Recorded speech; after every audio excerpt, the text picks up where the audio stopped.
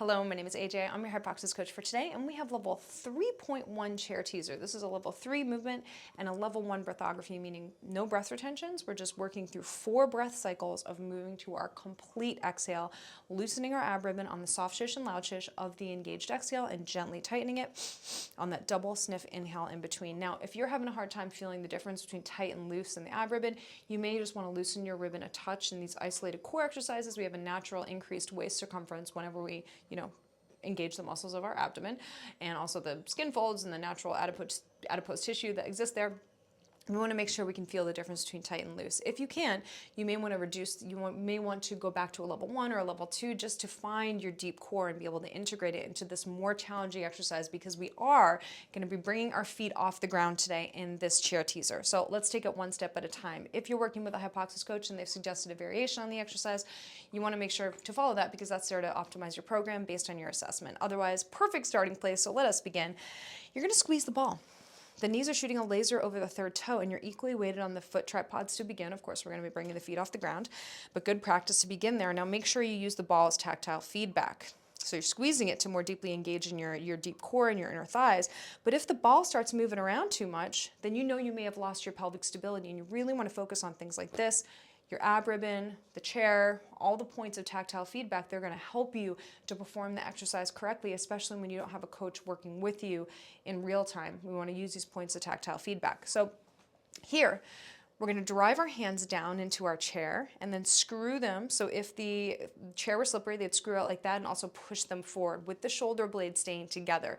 So it's like a screw and a push. Now I have a skinny stool here that I use for the workouts. You may be on that as well, and you can also perform that action even on the narrow stool. So you're screwing, you're pushing forward, really targeting those obliques, and then shoulder blades are together. So we're going to start here with our level 3 like we did in level 1, so we can deeply integrate into our obliques so that when I bring my feet off the ground, I'm not overusing my low back. So let's talk about that now. You want to be in a neutral spine, so you don't want to be tucked on the tailbone. You don't want to be arched so that you're on the pubic bone or too far forward of the sit bones. You want to sit right square on those sit bones. And you also want to be equalized with your weight in from one sit bone to the other. So if you're leaning more to the right or you're leaning more to the left, you want to optimize that and try to balance it out. So we're balancing out in this direction and also in this direction with the pelvis. Now when you lean back, you should maintain that pressure on about that point of those sit bones, okay? Now, as much a posture exercise as it is a core exercise, the shoulder blades are together as you push forward with the hands, and also the head is in hypoxia headstands, which is pressing back into a pair of imaginary hands and then getting lifted up, tractioned up with those hands. So you're creating height in the spine.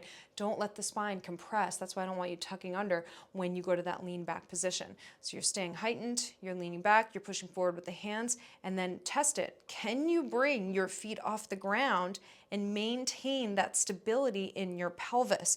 If not, loosening the ab ribbon, staying on neutral, not overusing your low back. Test it with the engaged exhale, because that engaged exhale is going to help you to target those deep abdominals. So you're going to take stress off of your back in a classic teaser exercise like this. But you can always go back to levels 1 and level 2. If you're feeling your low back too much in this one.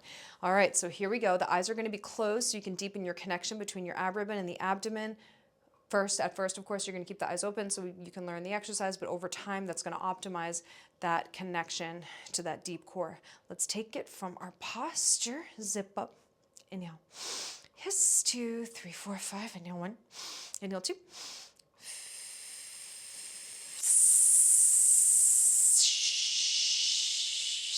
Loosen your ribbon and inhale. Inhale.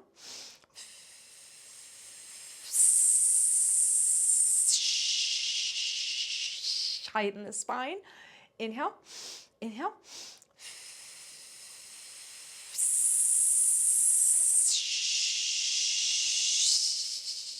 Loosen the ribbon. Inhale. Now tighten.